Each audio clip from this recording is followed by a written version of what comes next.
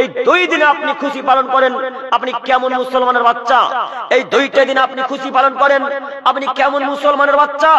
আপনি মুসলিম এটা আমরাকে বলতে কেমন লাগে? আপনি মুসলমান আর বড় কেক ওই বাজার থেকে নিয়ে এসে মেয়ের হ্যাপি বার্থডে পালন করেন, এই নাকি মুসলমান?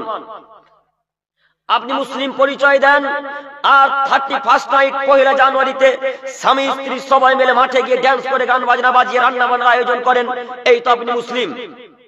আপনি মুসলমানের বাচ্চা মুসলমানের পরিচয় দিয়ে রাস্তাঘাটে গান বাজনা বাজাতে বাজাতে ড্যান্স করতে করতে ড্যান্স করে ঘুরে বেড়ান, এই তো আপনি মুসলিম। সম্মানিত দিনী ভাই, একটু আপনাকে বলে রাখি, আল্লাহ নবী সাল্লাল্লাহু আলাইহি সাল্লাম বলেছেন, শতদিন আগে 1450 বছর পূর্বে মুহাম্মদ সাল্লাল্লাহু আলাইহি সাল্লাম বলেছেন, মান তাসাব্বাহা বিকাওমিন ফাহুয়া মিনহুম। আদমের ছেলে মেয়ে শোনো, তোমাদের মধ্যে যদি কোনো মানুষ, তোমাদের মধ্যে যদি কোনো নারী, তোমাদের মধ্যে যদি কোনো পুরুষ নারী যেই হোক না কেন, যদি কোনো জাতিকে অনুসরণ করে চলে, যদি কোনো জাতিকে মানে, যদি কোনো ধর্মকে অনুকরণ করে চলে, তো ওই জাতি যাবে যেখানে, ওই ধর্মের মানুষ যাবে যেখানে, ওই মানুষ যাবে যেখানে, ওই লোকটাও যাবে সেখানে। একটু হাদিস তো 1450 বছর থেকে মিসকাত আর নাসাইতে আছে, হাদিস তো 1450 বছর থেকে মিসকাতে পড়ে আছে হাদিস। একটু হাদিসের অর্থ পড়ে জাতির সামনে বলার চেষ্টা করলেন না কেন? এই হাদিসকে লক্ষ্য করে আপনাকে বলতে চাইছি, 1 জানুয়ারি বলেন আর 1 বৈশাখ বলেন, 25 ডিসেম্বর বলেন আর 31 ডিসেম্বর বলেন, এই যত দিন আছে এই সব দিন কি মুসলিমদের অন্তর্ভুক্ত? এই সব দিন কাদের অন্তর্ভুক্ত? সব খ্রিস্টানদের অন্তর্ভুক্ত। ইহুদি আলাদা, খ্রিস্টানেরা আলাদা। ইহুদিরা আলাদা, খ্রিস্টানেরা আলাদা।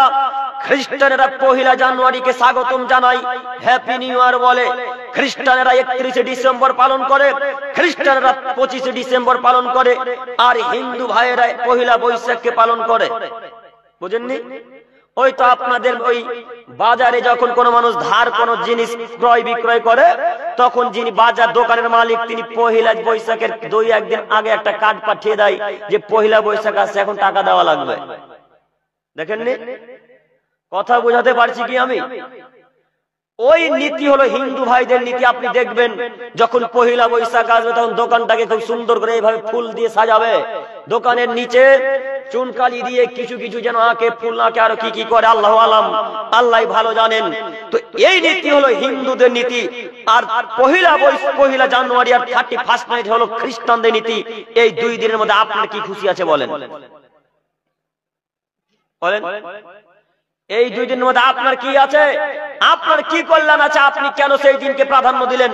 কেন সেই দিনকে মূল্যায়ন করলেন? একটু এবার আপনাকে বলি, ওই যে হাদিস পেশ করলাম, আল্লাহ নবী তিনি নিজে বলছেন যে যে জাতিকে মানবে সে তার সাথে থাকবে। এখন বলেন, ইহুদি খ্রিস্টান জান্নাতুল ফেরদাউস যাবে নাকি? কোথায় যাবে? ইহুদি খ্রিস্টানেরা কোথায় যাবে? জাহান্নামে যাবে। তো রাসূলের বাণীতে এবার আপনাকে বলতে চাইছি, যারা তাদের ধর্মকে মানলো, তাদের নীতি অনুযায়ী চললো, তারা এখন কোথায় যাবে? জাহান্নামে। আজকের পর থেকে জিন্দেগিটার 1 বৈশাখ 1 জানুয়ারিকে মানব না ইনশাআল্লাহ, ইনশাআল্লাহ। আর জিন্দেগিতে গান বাজনা বাজিয়ে রাস্তাঘাটে তাজপুর খোররার মানুষেরা কেউ গান বাজনা বাজাবে না ইনশাআল্লাহ। পারবো ইনশাআল্লাহ? ইনশাআল্লাহ বেরোয় না মুখ দিয়ে না? আপনারা বলছেন যে আপনি কত বলবেন বলেন না, বক্তব্য শেষে লঙ্গি ছেড়ে তো বাড়ি যাবো, একটা কথা সাথে নিয়ে যাবো, সব এখানে ফেলে যাবো। এই নীতি যদি থাকে তো কোনোদিন পরিবর্তন আসবে না ইনশাআল্লাহ। বক্তব্য শুনতে আসতে হবে এমন গতিতে যে কিছু শুনবো, শিখবো, তারপর আমল করবো, তাই না? এই গতি, এই নীতি যদি থাকে তাহলে পরিবর্তন আসবে, নইলে জিন্দেগিতে পরিবর্তন আসবে না। সম্মানিত দিনী ভাই, সম্মানিত মুরব্বী সাহেব, আপনাকে আমি বলতে চাইছি এই জন্যে যে যত মানুষ গান বাজনা বাজায়, বেশি গান বাজনায় 1 জানুয়ারি, 2 জানুয়ারি, 3 জানুয়ারি, বিশেষ করে জানুয়ারি মাসটাই গান বাজনা বাজে না? এই জন্য বলা। তো আপনাকে আমি অনুরোধ করে বলি, ছেলে আপনার কিয়ামতের মাঠে আল্লাহ আপনাকে জিজ্ঞাসা করবে, মেয়ে আপনার কিয়ামতের মাঠে আল্লাহ আপনাকে জিজ্ঞাসা করবে, স্ত্রী আপনার কিয়ামতের মাঠে আল্লাহ আপনাকে জিজ্ঞাসা করবে। এই উত্তর দিনাজপুরের আশেপাশে পার্ক আছে কি? রায়গঞ্জে আছে, রায়গঞ্জে আছে। ওই রায়গঞ্জের পার্কে কোনোদিন এই জানুয়ারি মাসে আপনার ছেলে মেয়ে একদিন রান্না বান্নার আয়োজন করতে যায়নি? আলহামদুলিল্লাহ অনেক দূর তো, যাই হোক যাইনি তো আলহামদুলিল্লাহ, যাইনি এটাই আলহামদুলিল্লাহ। আল্লাহ কবুল করুক, সকলে বলি আমিন। আল্লাহ এই নীতিকে আমরা যেন বর্জন করতে পারি, আল্লাহ তুমি কবুল করে নাও, সকলে বলি আমিন। সম্মানিত মুরব্বী সাহেব, সম্মানিত তিনি ভাই, এক দুই এতটুকু মাথায় রাখবেন যে আল্লাহ নবী সাল্লাল্লাহু আলাইহি সাল্লাম বলেছেন যে ইহুদি, খ্রিস্টান, বৌদ্ধ, নাসারা, পৃথিবীতে মুসলিম বাদে যত ধর্ম আছে এদের সবার বিরোধিতা করব, সদা সর্বদাই সবার বিরোধিতা করব। ওরা যা করবে তার উল্টাটা করব, ওরা যা করবে তার উল্টাটা করব, একথা মুহাম্মদ সাল্লাল্লাহু আলাইহি সাল্লাম বলেন। এতটুকু মাথায় রেখে পৃথিবীতে জীবন যাপন করবেন, চলাচল করব ইনশাআল্লাহ। আল্লাহ তুমি কবুল করো। আমি বলতে চাইছিলাম, আয়াত এবং হাদিস পেশ করেছিলাম সালাত বিষয় নিয়ে, একটু আমার দিকে তাকান। যদিও বিষয়টি প্রায় সকলেরই জানা, তারপরে একটু আলাদাভাবে বলার চেষ্টা করি, দেখি আপনার ব্রেন খুলে কিনা। মহান আল্লাহ তাআলার বাণীর বিবরণ দ্বারা বোঝা যায় যারা সালাত আদায় করে না তারা জাহান্নামে যাবেই যাবে। এখন রাস্তাতে আজকে আসছিলাম তো, রাস্তাতে আস্তে আস্তে একটা ছেলে ফোন করে বলছে নামাজ না পড়লে জাহান্নামে যাবে, দলিল কি? কি বলবেন ওকে এখন বলেন? ও বলছে নামাজ না পড়লে যে আল্লাহ জাহান্নামে দেবার প্রমাণ কি? কোন প্রমাণ আছে আপনাদের কাছে? ও তো ভালো জায়গায় হাত দিয়েছে, তাই না? যে আল্লাহ তো কোন জায়গায় বলেনি যে নামাজ না পড়লে জাহান্নামে যাবে। তার মানে সত্যি কি আল্লাহ বলেননি? বলেননি? আল্লাহ বলেছেন কিনা একটু পরে এই জায়গাতে আসবো। যাই হোক, আমি বলতে চাইছি আপনাদেরকে যে যদি কেউ নামাজ না পড়ে, সালাত আদায় না করে, তো জাহান্নাম যাবেই যাবে, জাহান্নাম যেতে হবেই। একথা মহান আল্লাহ তাআলা বলেন, একথা মুহাম্মদ সাল্লাল্লাহু আলাইহি সাল্লামও বলেন। সম্মানিত তিনি ভাই, একটু মনোযোগ দিয়ে বক্তব্যটা শুধু শ্রবণ করেন, দেখি ইনশাআল্লাহ পরিবর্তন আসে কিনা। পৃথিবীতে যত ইবাদত আছে সব ইবাদত নির্ভর করে সালাতের উপরে, নামাজের উপরে। যত ইবাদত আছে পৃথিবীতে এমন কোন ইবাদত নেই যে সালাতকে টপকে চলে যাবে। এমন কোন ইবাদত পৃথিবীতে নেই যে সালাতকে টপকে অতিক্রম করে তার উপরে চলে যাবে, এমন কোন ইবাদত নেই। যদি আপনি হজ কবুল করাতে চান তো সালাত লাগবে, যদি আপনি দান কবুল করাতে চান তো সালাত লাগবে, যদি আপনি হজের নেকি কবুল করাতে চান তো সালাত লাগবে, যদি পিতামাতার সাথে ভালো আচরণ নেকি আল্লাহর কাছে পাঠাতে চান তো সালাত লাগবে। সালাত ছাড়া কোনো ইবাদত আল্লাহর কাছে পৌঁছাবে না, নামাজ ছাড়া কোনো ইবাদত আল্লাহর কাছে যাবে না। একথা মুহাম্মদ সাল্লাল্লাহু আলাইহি সাল্লাম একাধিক জায়গাতে বলেছেন। সম্মানিত দিনী ভাই, একটু যদি কোনো মানুষ সালাত আদায় না করে তো সে বড় পাপী বলে আল্লাহর নবী ঘোষণা করেছেন। যদি কোনো মানুষ সালাত আদায় না করে তো আল্লাহ নবী বলেছেন তার কোনো ইবাদত কবুল হবে না। যদি কোনো মানুষ নামাজ না পড়ে তাহলে সে বড় পাপীদের অন্তর্ভুক্ত হবে। যেমন শিরক করা বড় পাপ, পিতামাতাকে লাথি মারা, গালি দেওয়া বড় পাপ, জাদুটোনা করা বড় পাপ, অন্যায়ভাবে মানুষকে হত্যা করা যেমন বড় পাপ। এতগুলা বড় পাপের একটি বড় পাপ হচ্ছে নামাজ না পড়া। আল্লাহ নবী বলছেন যে সমস্ত পাপ করলে মানুষ ধ্বংস হবেই, যে সমস্ত পাপ করলে মানুষ ধ্বংস হবেই, যে সমস্ত পাপ করলে মানুষ ধ্বংস হবে তার একটি পাপ হচ্ছে সালাত আদায় না করা। এখন আপনার ব্রেনে হয়তো খুলছে, ব্রেনে হয়তো আসছে যে আমি নামাজ পড়ি না তাতে কি আছে, 5 লক্ষ টাকা দান করে জান্নাত কিনে নেব। ব্রেনে এই কথা আছে না? নামাজ পড়ি না তাতে কি আছে, মসজিদ মাদ্রাসায় টাকা দান করে জান্নাত কিনে নিব। জান্নাত কি তাজপুর খুররাতে পড়ে আছে নাকি যে নামাজ না পড়ে জান্নাত হবে? জান্নাত রাস্তাতে পড়ে নাই, জাহান্নাম রাস্তাতে পড়ে আছে, বুখারী মুসলিমের হাদিস। অতএব আপনাকে আমি বলতে চাইছি, পৃথিবীতে যেখানে যারা মুসলিম হিসেবে অন্তত বসবাস করছে তাদেরকে যে কোনো মূল্যে 5 ওয়াক্ত সালাত আদায় করা লাগবে, যে কোনো মূল্যে। কি করবেন আপনি, কি না করবেন এটা তার দেখার বিষয় নেই, তার নাম সালাত। কি করবেন, কি কাজ আছে, আপনি অসুস্থ, বাথরুম পায়খানায় পড়ে গেছেন, না আপনি সুস্থ আছেন না অসুস্থ আছেন, তার কোনো বিষয় দেখার নেই, তার নাম কি? কথা বলেন। তার নাম সালাত। এর কোনো কিছু দেখার বিষয় নেই আব্দুল করিম ভাই। তাহলে কি অন্যান্য ইবাদত দেখে নাকি? জি, অন্যান্য ইবাদত দেখে যে লোকটার কি অবস্থা, অন্যান্য ইবাদত দেখে যে লোকটার অবস্থা কেমন। অন্যান্য ইবাদত মানে একটু বুঝিয়ে বলেন। অন্যান্য ইবাদত মানে হচ্ছে হজ। হজ পরিস্থিতি বোঝে মানুষের, হজ মানুষের পরিস্থিতি বোঝে। একটু এই চাচা মনে করেন 1 মাস পর হজে যাবে। আজকে চাচার শরীর খারাপ হয়ে গেল, চাচা বিছানা থেকে উঠতে পারে না, এখন চাচা কি করবে? চাচার যত কাগজপত্র টাকা পয়সা সব রেডি, শুধু সামনে ডেট এলেই চাচা বিমানবন্দরে চলে গিয়ে হজে চলে যেত। এখন চাচার শরীর খারাপ, এখন চাচা কি করবে? এর বিকল্প রাস্তা হচ্ছে, যে লোকটা পূর্বে হজ করেছে ওই লোকটাকে চাচা হজ করতে বলবে। কথা বুঝেননি? হজ মানুষের সুবিধা অসুবিধা বোঝে কিনা দেখাচ্ছি, দেখেন। চাচা এখন ওই এমন একটা লোক খুঁজবে যে লোকটা আগে হজ করেছে, ওই লোকটাকে গিয়ে বলবে, ভাইয়া এই নেন কাগজপত্র টাকা পয়সা, আমি তো হজে যেতাম, তো আমার তো শরীর খারাপ হয়ে গেল হঠাৎ, তো আমার পরিবর্তে আপনি বদলি হজ করে দেন। ওই লোকটা মক্কা ঘুরে তপ করে যাবতীয় যত হজের যা কাজকর্ম করতে হয় সব কাজকর্ম করে মক্কাতে ঘুরে যত নেকি পাবে, এই চাচা বাড়িতে বসে থেকে থেকে তত নেকি পাবে। আল্লাহু আকবার, আল্লাহু আকবার মুখ দিয়ে বের হয় না? কথা তার মানে বুঝতে পারেননি মনে হয়। কথা বোঝা গেছে কি? এই দেখুন হজের বিকল্প রাস্তা। আব্দুল করিম ভাই, আর কি করে ইবাদতের বিকল্প রাস্তা আছে একটু বলে যাবেন আমাদের গ্রামে? জি, আরো অন্যান্য ইবাদতের বিকল্প রাস্তা আছে, তার একটা হচ্ছে সিয়াম। সিয়াম মানে রোজা। রোজার বিকল্প রাস্তা আছে। মনে করেন এই ভাইয়ের শরীর খারাপ, ডাক্তারে বলেছে তুমি রোজা রাখলে তোমার রোগ আরো বেড়ে যাবে। ভালো ডাক্তার যেমন তেমন ডাক্তার নয়, ভালো ডাক্তার যেমন তেমন ডাক্তার নয়। এই হাদিসটাকে কেন্দ্র করে কত মানুষ যে রোজা রাখে না তা আল্লাহ জানে, তাই না? জি, এই বাক্যটাকে কেন্দ্র করে কত মানুষ যে রোজা রাখে তা আল্লাহ জানে। ওর সর্দি জ্বর হয়েছে বলে ডাক্তারের রোজা রাখতে বারণ করেছে। সামান্য এতটুকু পা হাত কেটে এটাই বলছে আর ডাক্তারের রোজা রাখতে মানা করেছে, যদি ওষুধ না খায় তাহলে রোগটা আরো বেড়ে যাবে। এতটুকু হাত কেটেছে, কি পারবে গো এখন? কি পারবে?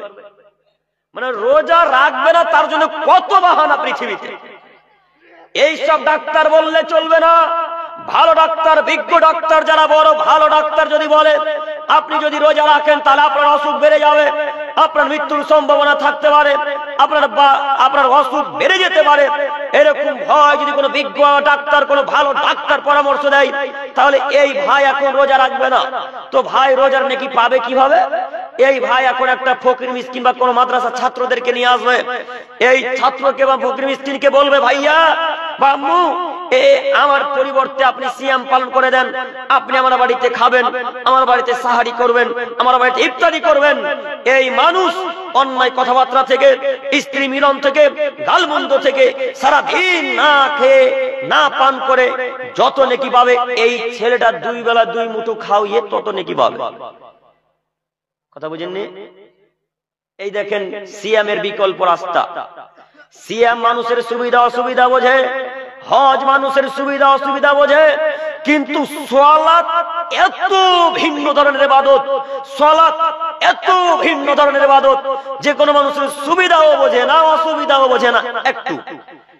আপনি মনে করেন আপনার শরীর খারাপ, আপনি বিছানা থেকে উঠতে পারেন না, এই মাজা থেকে এদিক প্যারালাইসিস, শুধু এই দিক নড়াচড়া করে, কোমর থেকে নিচে দিক নড়াচড়া করে না। এখন যদি আপনার স্ত্রীকে বলেন, রহিমা আমার জোহরের সালাতটা আমার পরিবর্তে আদায় করে দিত, হবে? এখন যদি এই প্যারালাইসিস রোগী ব্যক্তি বলে তার স্ত্রীকে যে রহিমা আমার জোহরের সালাতটা একটু আদায় করে দিস তো, এখন সালাত আদায় করে দিলে হবে? কথা বলেন হবে? সালাত হবে না। তার মানে বোঝা যাচ্ছে যার সালাত তাকে আদায় করা লাগে, যার নামাজ তাকে আদায় করা লাগে, যার সালাত তাকে আদায় করা লাগে। জরুরি এখানে একটি কথা, যার সালাত তাকে যদি আদায় করা লাগে, যার সালাত, স্বামীর সালাত স্ত্রী যদি আদায় করে দিতে না পারে, বাপের সালাত ছেলে যদি সালাত আদায় করে দিতে না পারে, মায়ের সালাত কন্যা যদি আদায় করে দিতে না পারে, তাহলে আপনার সালাত আপনার পীর সাহেব কিভাবে আদায় করে দিতে পারে? বুঝেননি? বাপের সালাত ছেলে যদি আদায় করতে না পারে, স্বামীর সালাত স্ত্রী যদি আদায় করতে না পারে, তাহলে আপনার সালাত আপনার পীর সাহেব কিভাবে আদায় করে? আপনার বিদ্যা তো নাই, আমি জানি, বুদ্ধিও নাই, মাথাতে যা আছে সবই গোবর ভরে নিয়েছেন। কেন? আব্দুল করিম সাহেব তাজপুর খোররাতে এসেছেন, একটু বিবেচনা করে কথা বলেন। জি, বিবেচনা করে কথা বলতেছি। দেখুন আপনার পীর সাহেব বলছে আমার সাথে বায়াত করো, জান্নাতে কিভাবে নিয়ে যেতে হয় আমি পীর সাহেব দেখে নেব। কথা বলেন, কথা মনে আমার সবই ভুল হচ্ছে। আমার সাথে বায়াত করো, জান্নাতে কিভাবে নিয়ে যেতে যাওয়া লাগে, কিভাবে নিয়ে যাওয়া লাগে আমি দেখে নিব, আমি দেখে ছেড়ে দেবো। আচ্ছা বলেন, যে ব্যক্তি নিজের সালাত আদায় করলো না, যে ব্যক্তি দিনে জিন্দেগিতে কোনোদিন নামাজ পড়লো না, কোনো সৎ আমল করলো না, ভালো ইবাদত করলো না, ওই লোকটাকে পীর সাহেব কিভাবে জান্নাতে নিয়ে যাবে?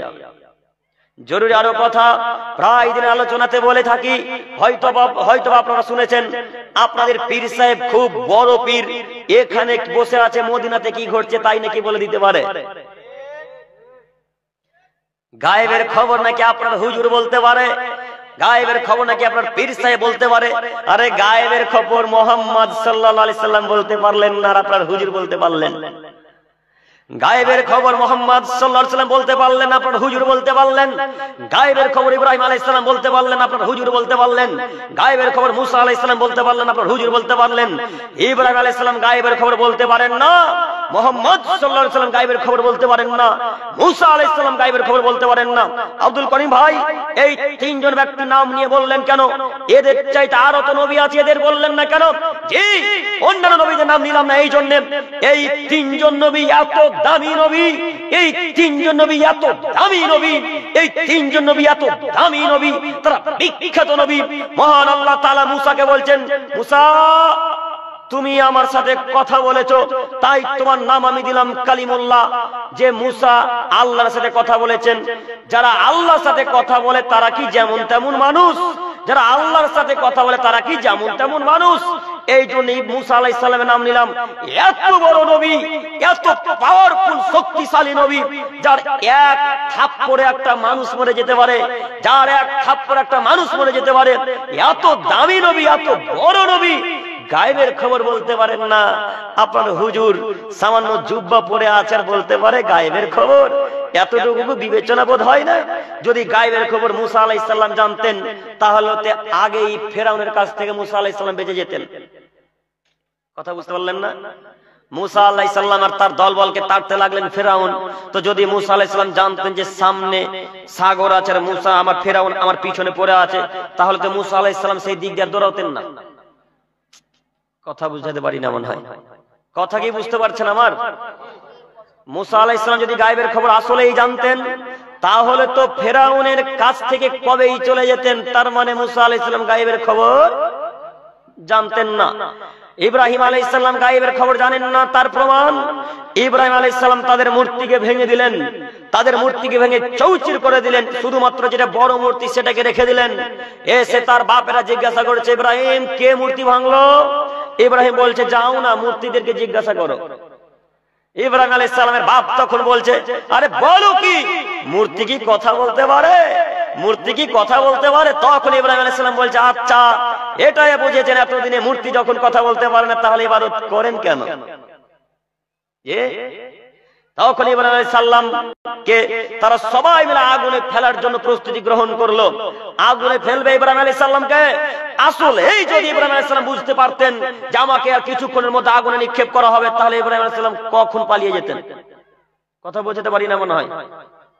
মহান আল্লাহ তাআলা ইব্রাহিম আলাইহিস সালামকে যখন আগুনে ফেলে দিবেন কাফেরেরা, তখন আল্লাহ তাআলা আগুনকে বলেন, আগুন তুমি আমার ইব্রাহিমের উপরে ঠান্ডা হয়ে যাও, তুমি আমার ইব্রাহিমের উপরে ঠান্ডা হয়ে যাও। দেখেন ইব্রাহিম আলাইহিস সালাম গায়েবের খবর জানেন কিনা। মুহাম্মদ সাল্লাল্লাহু আলাইহি সাল্লাম বিশ্ব নবী, একাধিক সহিহ হাদিসে বলেছেন, আনা সাইয়্যিদ ইবনে আদম, আমি আদমের সরদার, আমি আদম সন্তানের সরদার, লা ফাখরা ফিহি।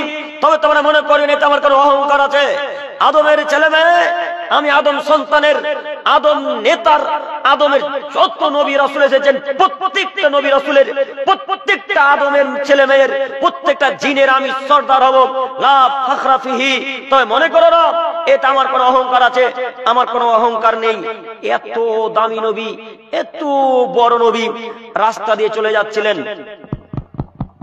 একটু আমার দিকে দেখেন, আমি একটু গুরুত্বপূর্ণ কথা বলছি, মুখ নিজের দিকে রাখেন। ঘুম আসছে কি? একটু আমার দিকে তাকান ভাই, অনুরোধ করছি আপনাকে।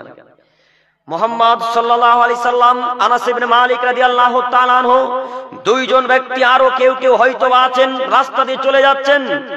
মাররান নবী সাল্লাল্লাহু আলাইহি ওয়াসাল্লাম বিতামরাতিন ফিত তারিক, আল্লাহর নবী রাস্তাতে যেতে যেতে যেতে যেতে একটা খেজুরের নিকট দিয়ে গেলেন। রাস্তাতে একটা খেজুর পড়েছিলেন, খেজুর পড়েছিল, এই খেজুরের নিকট দিয়ে আল্লাহ রাসূল গেলেন।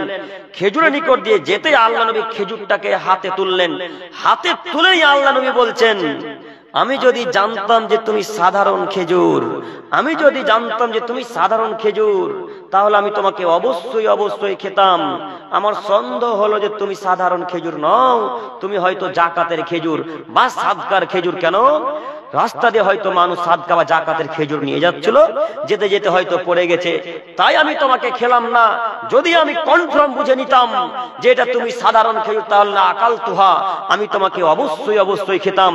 জরুরি এখানে একটি কথা, বুখারী মুসলিমের হাদিস, সামান্য খেজুরটা সাদকার খেজুর না জাকাতের খেজুর, সামান্য খেজুরটা সাধারণ খেজুর না জাকাতের খেজুর, এই কথা মুহাম্মদ সাল্লাল্লাহু আলাইহি সাল্লাম বলতে পারেন না। আর আপনার হুজুর কিভাবে পরদিনের গায়েবের কথা বলতে পারে? প্রমাণ বোঝাতে পারিনি মনে হয় আমি।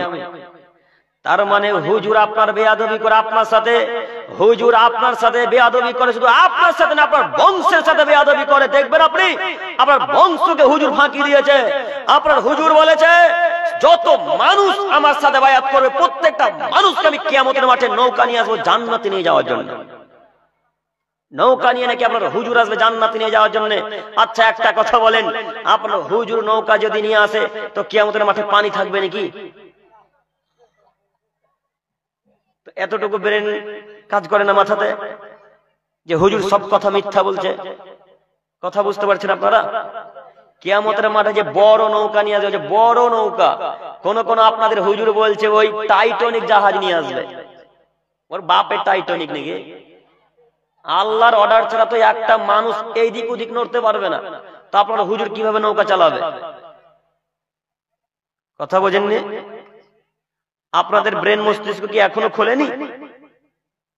আপনাকে বলি, হুজুর বলছে নৌকা নিয়ে আসবো, তো নৌকা যদি চলে তো পানি লাগবে, তো নৌকা তো পানি ছাড়া চলে না, তো কিয়ামতের মাঠে তো পানি থাকবে না। আর আল্লাহর আদেশ ছাড়া একটা মানুষ এদিকেও নড়তে পারবে না, এইদিকেও নড়তে পারবে না, তো হুজুর কিভাবে নড়বে? সম্মানিত তিনি ভাই, আপনাকে আমি বোঝাতে চাইছিলাম, সালাত হুজুর আদায় করলে হয় না, নামাজ হুজুর আদায় করলে হয় না। যার নামাজ তাকেই পড়া লাগে, যার নামাজ, কথা বলে, তাকেই পড়া লাগে। ঠিক সূরা ফাতিহার মতো আপনার হুজুরও বলছে সূরা ফাতিহা বলতে হয় না, আমি পড়লে নামাজ তোমাদের হয়ে যাবে। শুনেননি কথা? সূরা ফাতিহা নাকি মুক্তাদিকে পড়া লাগে না, আপনার হুজুরের কথা। আপনার হুজুর বলছে সূরা ফাতিহা পড়তে হয় না, ইমাম সাহেব সূরা ফাতিহা পড়লে মুক্তাদিদের নামাজ হয়ে যাবে। আশ্চর্য হুজুর, আশ্চর্য দুনিয়ার মানুষ। মানুষও বলছে সূরা ফাতিহা বলতে হবে না, হুজুর বলবে আমরা ঠিক শুনে শুনে শুনে থেকে যাব, আমাদের নামাজ হয়ে যাবে। জি না, সূরা ফাতিহা বলা লাগবে। মহান আল্লাহ নবী বলেন, লা সালাতা ইল্লা বিফাতিহাতিল কিতাব। পৃথিবীর মানুষ শোনো, যে ব্যক্তি সূরা ফাতিহা পড়লো না তার সালাত হলো না, যে ব্যক্তি সূরা ফাতিহা পড়লো না তার সালাত হলো না, যে ব্যক্তি সূরা ফাতিহা পড়লো না তার সালাত হলো না। হুজুর সূরা ফাতিহা পড়লে আপনার সালাত হবে, কে বললো আপনাকে? কে বললো আপনাকে? ওই আয়াত আপনার হুজুর ব্যাখ্যা উল্টা করেছে, ওই আয়াত আপনার হুজুর ব্যাখ্যা উল্টা করেছে। আপনার হুজুর বলেছে কোরআন তেলাওয়াত করলে নাকি মনোযোগ সহকারে শ্রবণ করতে হয়। জি হ্যাঁ, এতটুকু সত্য। কোরআন তেলাওয়াত করলে মনোযোগ সহকারে শ্রবণ করতে হয়, এতটুকু কথা সত্য। তবে সালাতে সূরা ফাতিহা পড়তে হবে, এ কথাও সত্য। সূরা ফাতিহার পর আপনি চুপ থেকে যান, এবার হুজুর ইমাম সাহেব কোন সূরা পাঠ করছে মনোযোগ সহকারে শ্রবণ করেন। যদি ইমাম সাহেবের ছুটে যায় আপনি তারপরে থেকে ধরিয়ে দিবেন, যাকে বলে লোকমা, বুঝেননি? যদি ছুটে যায় তাহলে আপনি ধরিয়ে দিবেন। এই জন্য আপনাকে খুব মনোযোগ সহকারে শ্রবণ করা লাগে।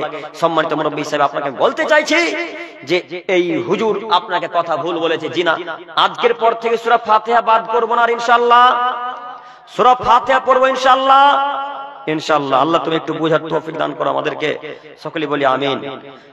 সম্মানিত মুরব্বী সাহেব, সম্মানিত তিনি ভাই, আমি বলছিলাম যে নামাজ যদি আপনি না পড়েন তো হুজুর নামাজ পড়লে হুজুরের নামাজ দিয়ে আপনি জান্নাত যেতে পারবেন না। ঠিক দুয়ার বিষয়টাও তেমন, ঠিক দুয়ার বিষয়টিও তেমন।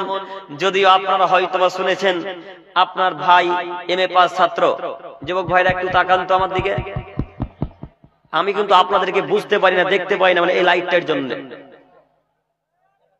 ও চাচারা, একটু বুঝতে পারছেন কথা কি? হাসিয়েন না, একটু আমার দিকে তাকান।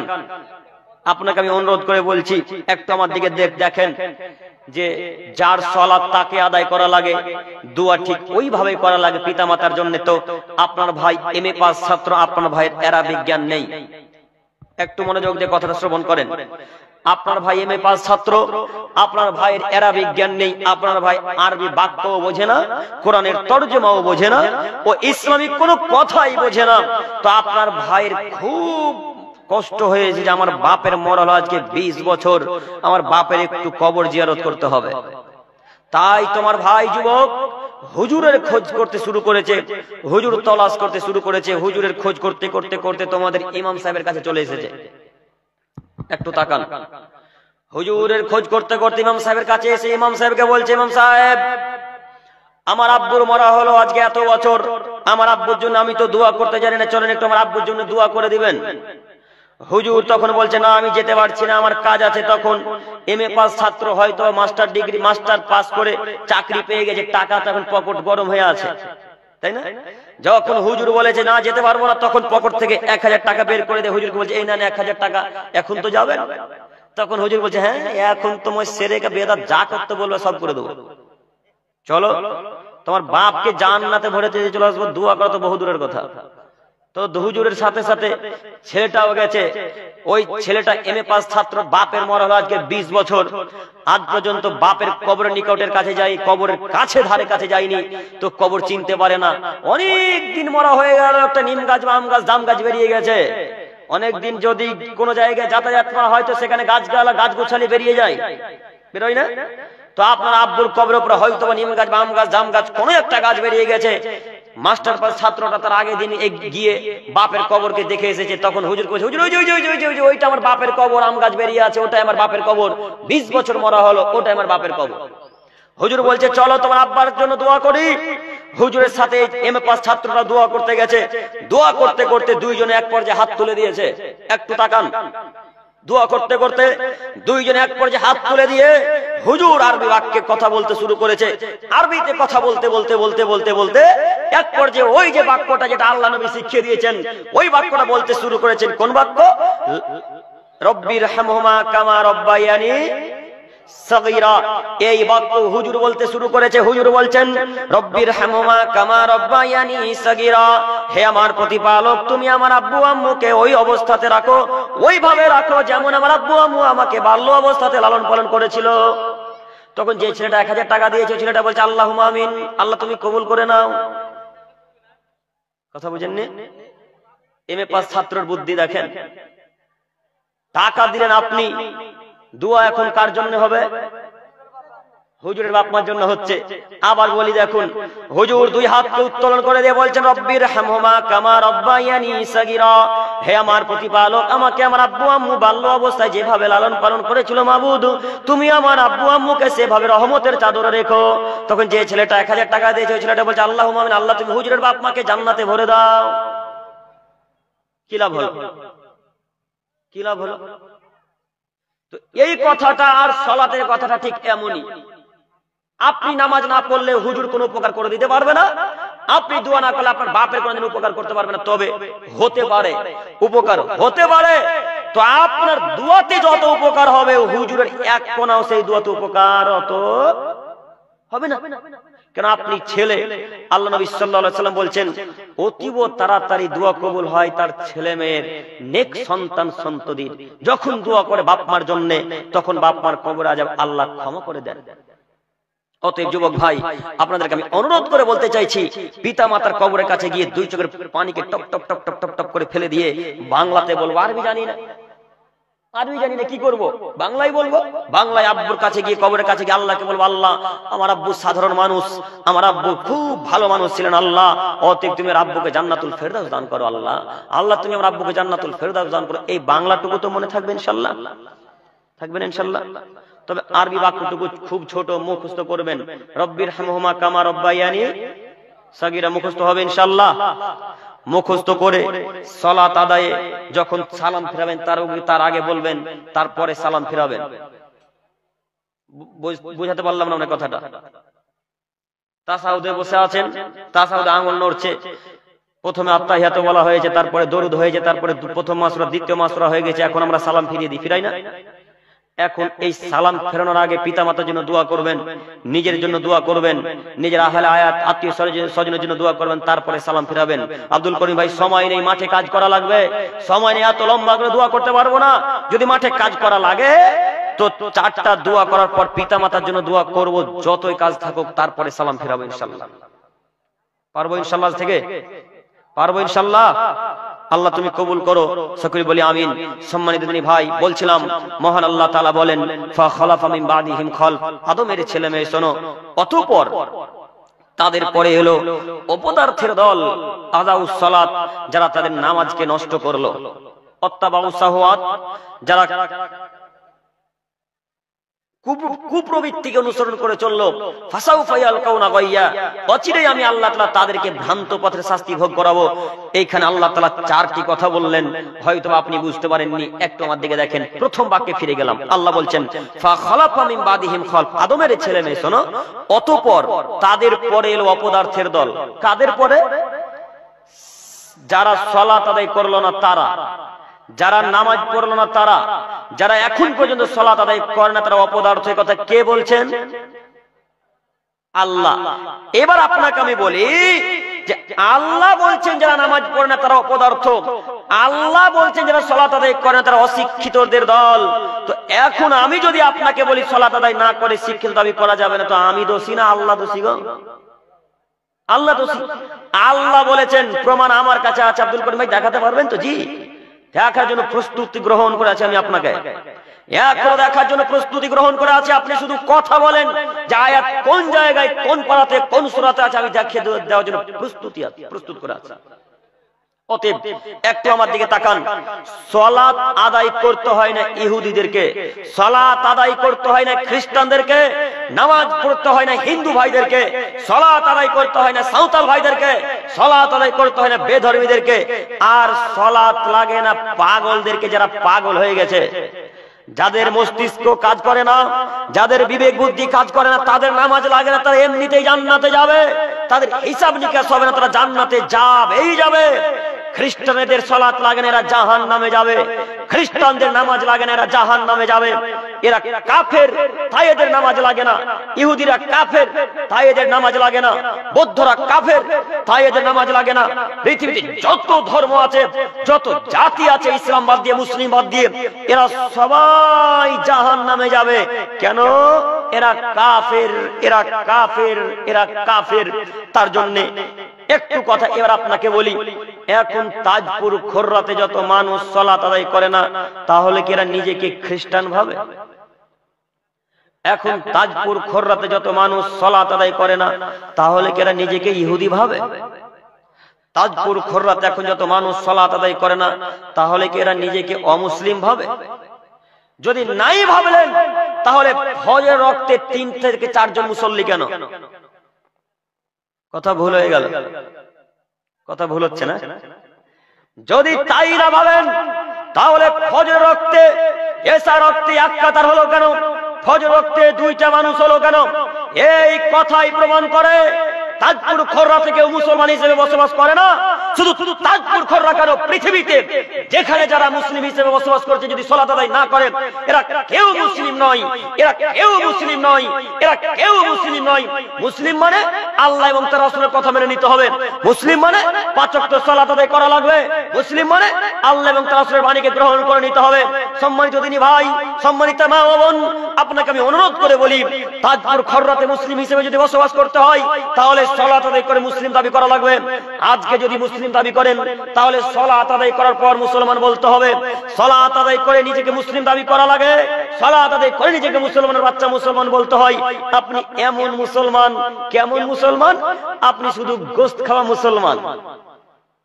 শুধু গরুর মাংস খাবেন তার জন্য বলছেন আব্দুর রহমান, শুধু গরুর মাংস খাবেন তার জন্য নাম রেখেছেন আব্দুল করিম, শুধু গরুর গোশত খাবেন তার জন্য নাম রেখেছেন আব্দুল সাত্তার, শুধু গরুর মাংস খাবেন তার জন্য নাম রেখেছেন আব্দুর রহমান। তাছাড়া অন্য কোনো আপনার গুণ নেই, তাছাড়া কোনো আপনার গুণ নেই, তাছাড়া আপনার গুণ নেই। তাজপুর খোররার মানুষকে আজকে বলে যাচ্ছি, আজকে বলে দেন তাজপুর খোররাতে হিন্দু হিসেবে বসবাস করছি, আজকে বলে দেন তাজপুর খোররাতে খ্রিস্টান হিসেবে বসবাস করছি, আজকে বলে দেন তাজপুর খোররাতে ইহুদি নাসারা বৌদ্ধ হিসেবে বসবাস করছি। আজকে কোন মায়ের বেলা যদি বলে দিতে পারে যে তাজপুর খোররাতে হিন্দু হিসেবে বসবাস করছি, খ্রিস্টান হিসেবে, বৌদ্ধ হিসেবে, নাসারা হিসেবে বসবাস করছি, কেউ যদি বলে দেয় তাহলে জিন্দেগিতে তাজপুর খোররার মানুষকে আর বলবো না যে মুসলমান হয়ে যান, নামাজ পড়েন, জিন্দেগিতে বলবো না। আবারও বলে যাচ্ছি, আজকে নাম পরিবর্তন করেন, আজকে নাম রাখতে হবে হরে কৃষ্ণ, আজকে নাম রাখতে হবে জন, আজকে নাম রাখতে হবে হিন্দুদের, আজকে নাম রাখতে হবে খ্রিস্টানদের, আজকে নাম রাখতে হবে বেধর্মীদের। অমির বাস্কির রাখতে হবে, অমির বাস্কি হলো সাঁওতালদের নাম, বাস্কির টুডু হলো সাঁওতালদের টাইটেল, সাঁওতালদের নাম। আজকে লেখা দেন আব্দুর রহমানকে কাটিয়ে আধার কার্ডে, আজকে লেখা দেন আব্দুর রহমান আমি নই, আমি অমির বাস্কি সাঁওতাল হিসেবে বসবাস করছি। এই তাজপুর খোররাতে কেউ যদি বলে দেয়, জিন্দেগিতে ওই মায়ের বেটাকে আর বলবো না যে নামাজ পড়ো, জিন্দেগিতে বলবো না। কেন? কোনদিনও খ্রিস্টানকে বলা যায় না যে নামাজ পড়ো, কোনদিনও হিন্দুদেরকে বলা যায় না যে নামাজ পড়ো, ততক্ষণ পর্যন্ত বলতে পারবেন না যতক্ষণ মুসলিম না হয়েছে। কথা বুঝতে পারছেন কি আপনারা? আজকে যদি মুসলিম দাবি করেন তাহলে কি করা লাগবে? কথা বলেন একটু। 5 ওয়াক্ত সালাত আদায় করা লাগবে। আমার বিশ্বাস শতকরা 99টা মানুষ সালাত আদায় করে না, এটা আমার ধারণা, আল্লাহু আলাম, তবে আল্লাহ ভালো জানেন। আমার বিশ্বাস শতকরা 99টা যুবক, শতকরা 99টা মানুষ সালাত আদায় করে না, এটা আমার ধারণা, আল্লাহু আলাম, আল্লাহ ভালো জানেন। তবে বলি, নামাজ যদি না পড়েন পরকালের আশা রাখিয়েন না, নামাজ যদি না পড়েন পরকালের আশা রাখিয়েন না, নামাজ না পড়ে পরকালের আশা করা যায় না, সালাত আদায় না করে পরকালের আশা করা যায় না। সম্মানিত মুরব্বী সাহেব, সম্মানিত তিনি ভাই, একটু মাথাতে কথা রাখবেন, একটু মাথাতে একটা কথা রাখবেন। কিয়ামতের মাঠে আল্লাহ যখন বিচার করতে বসবেন, কিয়ামতের মাঠে আল্লাহ যখন বিচার করতে বসবেন, তখন সর্বপ্রথম যার হিসাব নিকাশ নেবেন সেটা হলো সালাতের। সর্বপ্রথম আল্লাহ যখন বিচার নেবেন তখন সেই বিচারের নাম হলো সালাত, হিসাব নিকাশ হবে সালাতের। আব্দুল করিম ভাই, আপনি অন্য আরো একদিনের আলোচনায় বলেছিলেন যে আল্লাহ কিয়ামতের মাঠে সর্বপ্রথম হিসাব নিকাশ নেবেন 2 প্রতিবেশীর। তো কথা 2 রকম হলো না? জি, আসলে আমি বলেছি এটাও হাদিস, এটাও হাদিস, তাহলে আমার 2টা কথা 2 রকম হলো? জি না, 2টা কথা 2 রকম নয়, কথা এখানে আজকে পরিপূর্ণ করে যাচ্ছি। একটু আমার দিকে তাকান। আল্লাহর হিসাবে যখন বিচার হবে, আল্লাহর হকে যখন বিচার হবে, তখন সর্বপ্রথম আল্লাহ তাআলা হিসাব নেবেন সালাতের। আর মানুষের হকের যখন বিচার শুরু করবেন আল্লাহ, তখন সর্বপ্রথম আল্লাহ বিচার করবেন 2 প্রতিবেশীর, তারপরে অন্য কোন হিসাব, তারপরে গালি দেওয়া, তারপরে অন্যান্য পাপ, তারপরে অন্যান্য পাপ করতে করতে করতে করতে করতে করতে সব থেকে যার শেষে বিচার হবে তারা হলো অত্যাচারী মানুষ, তারা হলো অত্যাচারী মানুষ, তারা হলো অত্যাচারী মানুষ। অত্যাচারীদের হিসাব পৃথিবীর সব থেকে শেষে হবে। অতএব আপনাকে আমি অনুরোধ করে বলতে চাইছি, একটু বিবেচনা করে পৃথিবীর বুকে চলাচল করেন। সম্মানিত তিনি ভাই, একটু আজকের পর থেকে ইনশাআল্লাহ 5 ওয়াক্ত সালাত আদায় করব ইনশাআল্লাহ, ইনশাআল্লাহ। আর জিন্দেগিতে সালাত ত্যাগ করব না ইনশাআল্লাহ। পারবো না করতে? পারবো তো ইনশাআল্লাহ সালাত আদায় করতে? ইনশাআল্লাহ। আল্লাহ তুমি আমাদেরকে কবুল করে নাও। সকলে বলি আমিন, সকলে বলি আমিন, আমিন। সম্মানিত তিনি ভাই, এরপর আয়াত, ওই যে প্রথম বাক্যে বললাম, একটা লোক প্রশ্ন করে বলল যে সালাত আদায় না করলে জাহান্নামে যেতে হবে, এর প্রমাণ কি? বলেছিলাম না? কথা মনে রাখিয়েন। এবার দেখেন প্রমাণ পেশ করছি। আমাকে আপনাকে যখন জাহান্নামে নিয়ে যাওয়া হবে, যদি আমরা জাহান্নামী হই তো আমাদেরকে জাহান্নামে নিয়ে যাওয়া হবে। জাহান্নামে নিয়ে যেতে যেতে যেতে যেতে জাহান্নামের গেটম্যানের কাছে যখন আমাদেরকে হাঁকিয়ে লাঠি চার্জ করতে করতে নিয়ে আসা হবে, তখন জাহান্নামের যিনি গেটম্যান তিনি জিজ্ঞাসা করবেন সমস্ত জাহান্নামীদেরকে কেন্দ্র করে, সমস্ত জাহান্নামীদেরকে উদ্দেশ্য করে একটা আরবিতে বাক্য বলবেন, মা সালাকাকুম ফি সাকার, মা সালাকাকুম ফি সাকার। ও জাহান্নামীরা, তোমরা কেন জাহান্নামে এসেছো একটু বলো না, কেন জাহান্নামে এসেছো একটু বলো। তখন সমস্ত জাহান্নামবাসীরা এক বাক্যে উত্তরে বলবেন, ক্বালু লাম নাকু মিনাল মুসাল্লিন, আমরা সালাত আদায় করতাম না, এই কারণে আমরা জাহান্নামে এসেছি। প্রমাণ মিলল কি? কিসের জন্য আমরা জাহান্নামে এসেছি? সালাত আদায় করতাম না এই কারণে। আর কিসের জন্য?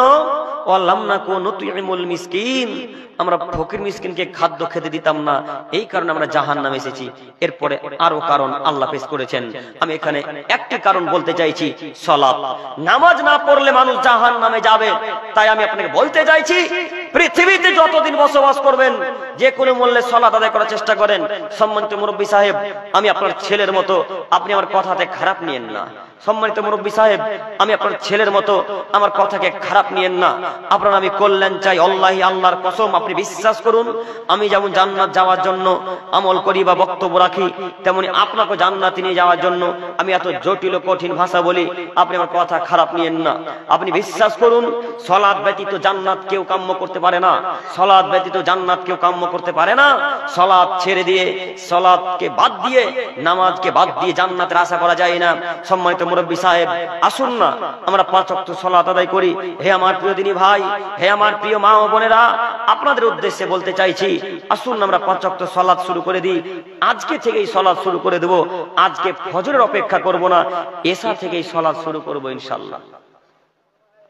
পারবো ইনশাআল্লাহ? এশা থেকেই সালাত শুরু করব ইনশাআল্লাহ। আজকে যে মাহফিল দিয়েছেন, আজকে যে জালসা দিয়েছেন, এতগুলা মানুষের মধ্যে একটা মানুষ যদি গ্রহণ করে নাই, আর এতগুলা মানুষের মধ্যে একটা মানুষ যদি আজকের বক্তব্যতে কোনো মানুষ পরিবর্তন হয়, তাহলে আমরা জানবো আজকের মাহফিল, আজকের জালসা সফলতা লাভ করেছে। আমরা পারবো না যারা সালাত আদায় করি না আজ থেকে সালাত আদায় করতে? প্রিয় দিনী ভাইরা, পারবো ইনশাআল্লাহ? সম্মানিত দিনী ভাই, আপনি হয়তো মনে মনে ভাবছেন যে না, কাল বলছিলাম যে কাল ফজর থেকে হয়তো সালাত আদায়ের কথা বলছেন, তো ভাইয়া আপনি কি মনে করছেন যে ফজর পর্যন্ত জীবিত থাকবো? আমরা কেউ বলতে পারি ফজর পর্যন্ত বেঁচে থাকবো? জি না, কেউ বলতে পারি না। আমি এখন কথা বলছি, এই চেয়ার থেকে উঠতে পারবো কিনা এতটুকু গ্যারান্টি দিতে পারি না। তার নাম মওত, তার নাম মৃত্যু, তার নাম মালাকুল মাউত আলাইহিস সালাম। সম্মানিত ভাই, আল্লাহ তাআলা বলেন, লা ইস্তাখিরুনা সাআতান ওয়া লা ইস্তাকদিমুন।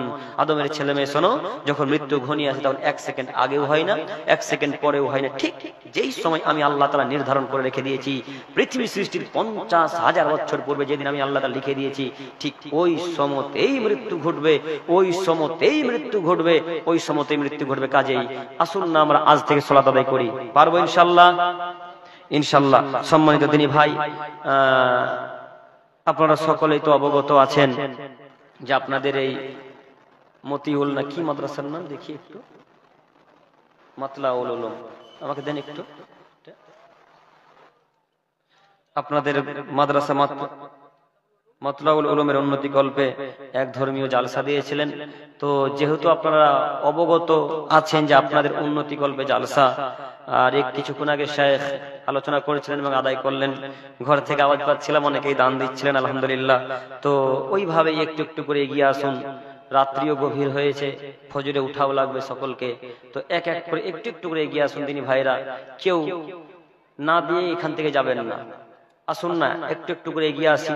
আমরা এই মাদ্রাসাকে যদি টিকে রাখতে পারি, পরবর্তীতে ভবিষ্যৎকালে আমাদের এই ছেলে মেয়েরা বড় হবে, আমাদের ছেলে মেয়েরাই বড় হয়ে এখান থেকে মানুষের মতো মানুষ গড়ে উঠবে। আসুন এক এক করে এগিয়ে আসুন, আমার সাথে মুসাফা করবেন আর যাবেন। আসুন ভাইরা, এক এক করে আসুন। কি হয়েছে? আবুল কালাম সাহেব ভালো আছেন? আবুল কালাম সাহেব, আপনি এই স্টেজের সামনে একটু আসুন, আপনার সাথে সাক্ষাৎ করার আছে। আপনি একটু স্টেজের সামনে আসুন। আর দিনী ভাইরা কেউ না দিয়ে যাবেন না, আপনারা দোয়া বলে যাওয়ার চেষ্টা করবেন, দোয়া বলে যাওয়া লাগবে। সম্মানিত দিনী ভাই, উঠে যাবেন নাকি? উঠে চলে যাবেন না, দোয়া বলবেন তারপরে যাবেন। সম্মানিত দিনী ভাই আসুন, কেউ যাবেন অবশ্যই 10 টাকা 100 টাকা যে যতটুকু পারবেন দান করে যান। আসুন একটু আসুন, এক এক করে আসুন। আপনারা একটু রেখে দেন। ভালো। সম্মানিত দিনী ভাইরা, আপনারা প্রায় জালসাতে এটা নিয়ম দেখছি যে দানের কথা যখনই বক্তা সাহেবেরা বলে তখনই শুরু চলে যায়। তো আপনারা উঠে গেলেন কেন? আপনারা আর দ্বিতীয় কথা, আপনারা কেউ যান না, আরো বক্তা আছে, জালসার পরে দেখেন বক্তব্য হবে, এটা দানের পরে। আর দ্বিতীয় কথা আর একটি, যে আল্লাহ রাসূল সাল্লাল্লাহু আলাইহি সাল্লামের গুরুত্বপূর্ণ দুয়াটা থেকে আপনারা মাহরুম হয়ে যাচ্ছেন, কেন উঠে চলে যাচ্ছেন? যে দোয়া বলতে হয়, দোয়া বলার কত ফজিলত কি আপনারা হয়তো অবগত নেই বা জানেন না। আল্লাহু আলাম, আপনারা কেন দোয়া না বলে যে উঠে যাচ্ছেন আমিও বুঝতে পারি না। প্রায় জালসার একই অবস্থা। দোয়া না বলে কেউ উঠে যাবেন না। দোয়া বলার ফজিলত কত জানেন? একটু মনোযোগ দিয়ে শুনুন কথাটা। দোয়ার ফজিলত, কেউ যদি ওই দোয়াটা উঠার পূর্বে বলে, অর্থাৎ বসে থেকে, কেউ যদি ওই দোয়াটা বসে থেকে বলে, তো যেই আশাতে যেই নিয়তে এসেছিলেন ওই আশা ওই নিয়ত আল্লাহ তাআলা পরিপূর্ণ করবেন, আল্লাহ তাআলা কবুল করবেন। তো আমি আপনি উদ্দেশ্যে এসেছি আমাদের মাদ্রাসায় সফল হোক, আমি আপনি উদ্দেশ্যে এসেছি যে জান্নাত যাব, আমি আপনি উদ্দেশ্য করে এসেছি যে পরকালে জান্নাত কিনে নিব, এই উদ্দেশ্যে আমাদের আশা, তাই তো? না অন্য কোনো উদ্দেশ্য আছে? এটাই তো উদ্দেশ্য আমাদের। কথা বলেন একটু, এটাই আমাদের উদ্দেশ্য। তো দোয়া না বলে যে উঠে গেলেন, এখন উদ্দেশ্যটা কিভাবে কবুল করবেন আল্লাহ? আল্লাহ নবী বলছেন উঠার পূর্বে দোয়া বলা লাগে। শর্ত কি বলেন তো? উঠার পূর্বে, অর্থাৎ বসে থেকে দোয়া বলতে হয়, অর্থাৎ বসে থেকে দোয়া বলতে হয়। তো উঠে গেলেন, তো এখন তো কেমন হয়ে গেল, রাসূলের বিরুদ্ধে চলে গেল কথা।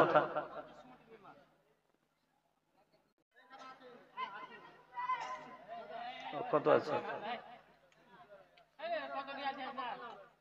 কত আছে ওখানে, কত আছে? এদিকে আসুন, এদিকে আসুন, এদিকে আসুন জানাব।